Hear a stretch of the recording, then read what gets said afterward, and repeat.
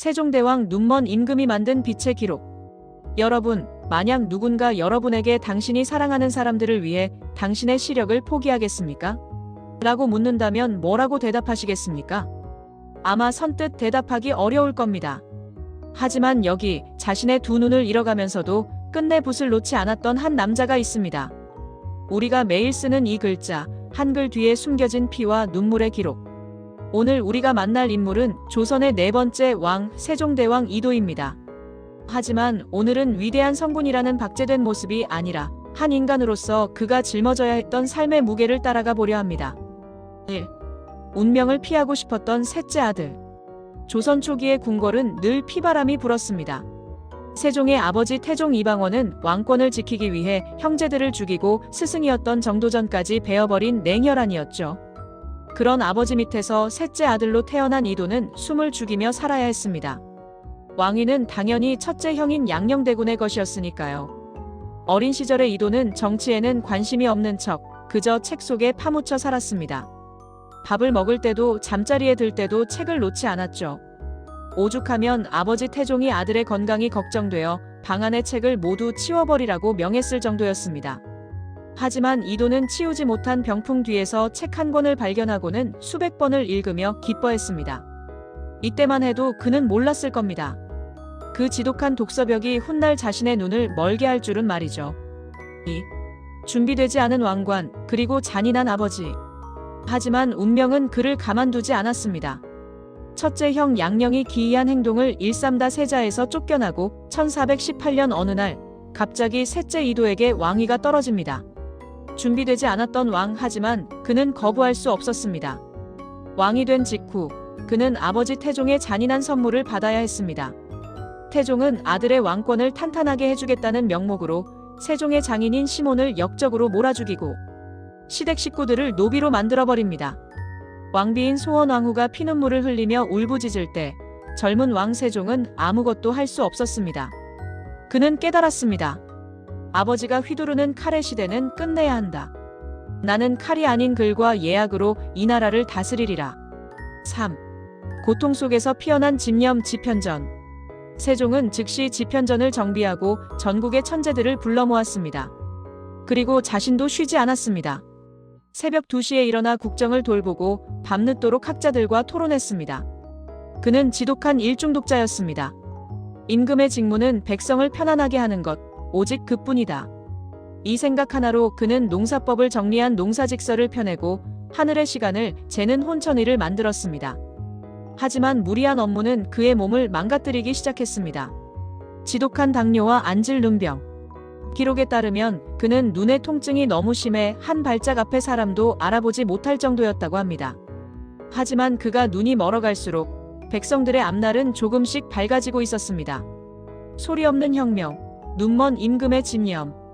세종의 몸은 서서히 무너져 내리고 있었습니다. 30살이 되기도 전에 당뇨병으로 고생했고 40이 넘어서는 지독한 안질 때문에 대낮에도 촛불을 켜야 겨우 앞을 볼 수 있을 정도였죠. 신하들은 말했습니다. 전하, 이제 그만 쉬십시오. 건강이 우선입니다. 하지만 세종은 멈추지 않았습니다. 오히려 그 지독한 어둠 속에서 조선 역사상 가장 위험하고도 위대한 계획을 세우고 있었습니다. 4. 내 나라의 백성이 남의 글을 빌려 쓰는 것이 가당치 않다. 당시 조선은 글자의 지옥이었습니다. 복잡한 한자는 기득권인 사대부들의 전유물이었죠. 백성들은 억울한 일을 당해 관아에 가도 법전이 한자로 적혀 있어 자신이 왜 벌을 받는지조차 몰랐습니다. 농사짓는 법을 가르쳐 주려 해도 글을 모르니 무용지물이었죠. 세종은 이 비극의 원인이 말과 글의 불일치에 있다고 보았습니다. 백성이 제 뜻을 펴지 못하는 것은 그들이 무식해서가 아니라 글자가 너무 어렵기 때문이다. 여기서 세종은 미친 듯한 발상을 합니다. 바로 우리만의 글자를 새로 만드는 것.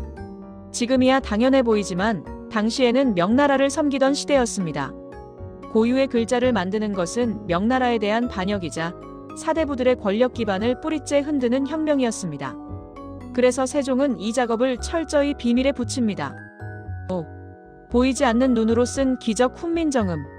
세종은 집현전 학자들조차 모르게 극비리의 연구를 진행했습니다. 눈의 통증이 극심해져서 앞이 보이지 않을 때는 아들인 문종과 수양대군, 안평대군의 도움을 받았습니다. 혀의 위치, 목구멍의 모양, 이빨의 구조. 세종은 보이지 않는 눈 대신 온몸의 감각을 동원해 소리의 이치를 파고들었습니다. 밤낮 없는 연구 끝에 1443년 드디어 28자의 신비로운 글자가 탄생합니다. 백성을 가르치는 바른 소리, 훈민정음이었습니다. 이 글자는 우연히 만들어진 것이 아닙니다. 시력을 잃어가는 임금이 자신의 생명을 깎아 백성들에게 바친 마지막 등불이었습니다. 6. 사대부들과의 전쟁. 너희가 백성의 고통을 아느냐? 훈민정음이 발표되자 조정은 발칵 뒤집혔습니다. 최만리를 필두로 한 유학자들은 집단 사직서까지 내던지며 반대했습니다. 중국과 다른 글자를 만드는 것은 오랑캐나 하는 짓입니다. 한자를 버리면 조선의 학문은 퇴보할 것입니다. 평소 인자하기로 소문난 세종이었지만 이때만큼은 호랑이처럼 포효했습니다.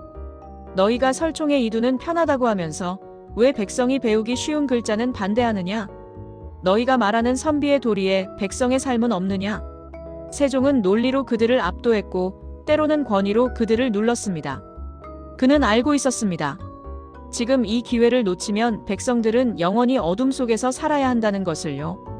사대부들의 거센 비난 속에서도 그는 꿋꿋이 용비어천가를 짓고 불교 서적을 번역하며 한글의 뿌리를 내렸습니다.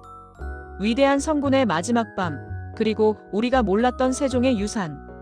훈민정음이 세상에 나오고 조선의 공기는 조금씩 바뀌기 시작했습니다. 하지만 세종의 몸은 이미 한계를 넘어서 있었습니다. 안질은 더욱 악화되어 이제는 거의 앞을 볼 수 없는 지경에 이르렀고 지독한 당뇨 합병증은 그의 다리조차 쓰지 못하게 만들었습니다. 가마를 타고 이동하는 것조차 고통이었던 노년의 임금. 하지만 그는 마지막 순간까지 사람을 위한 정치를 멈추지 않았습니다. 7. 복지국가를 꿈꾼 군주 백성은 나라의 하늘이다. 우리는 세종을 한글 만든 왕으로만 기억하지만 사실 그는 시대를 수백 년 앞서간 복지 전문가였습니다. 그는 당시 노비들에게도 인권이 있다고 믿었습니다.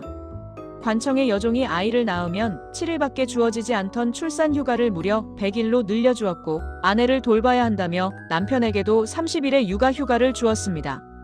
600년 전 조선에서 말이죠. 또한 늙어서 부양할 곳 없는 노인들에게는 나라에서 쌀을 주고 장애가 있는 사람들을 위해 악공으로 채용하거나 기술을 배우게 하여 자립을 도왔습니다. 한 사람의 백성이라도 억울함이 없게 하라. 이 말은 세종에게 단순한 구호가 아니라 통치의 실천이었습니다. 8. 마지막 고독한 싸움, 그리고 승하. 1450년 정월, 세종의 건강은 급격히 나빠졌습니다. 그는 자신의 죽음을 예견한 듯 장남인 세자문종에게 나라의 앞날을 부탁하며 조용히 거처를 옮깁니다. 평생을 책과 씨름하고 백성들의 민원을 듣던 그 귀에 이제는 거친 숨소리만 남았습니다. 1450년 2월 17일, 조선의 큰 별이 지편전 학자들과 자녀들이 지켜보는 가운데 서서히 빛을 잃어갔습니다. 그의 나이 54. 왕위에 있은 지 32년 만이었습니다. 임금의 서거 소식에 온 나라 백성들은 부모를 잃은 듯 통곡했습니다.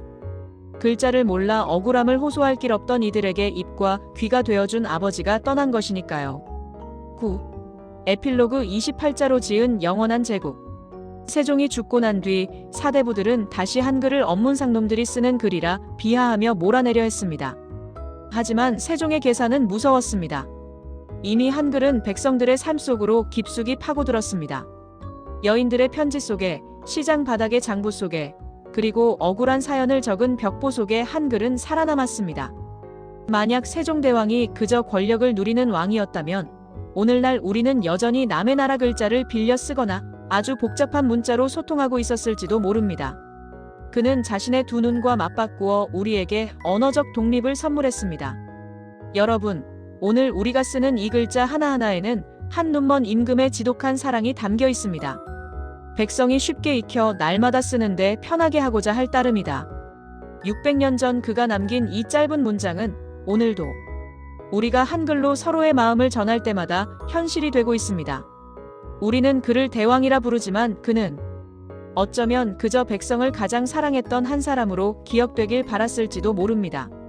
시대를 비춘 찬란한 빛, 세종 2도의 이야기는 여기서 마칩니다.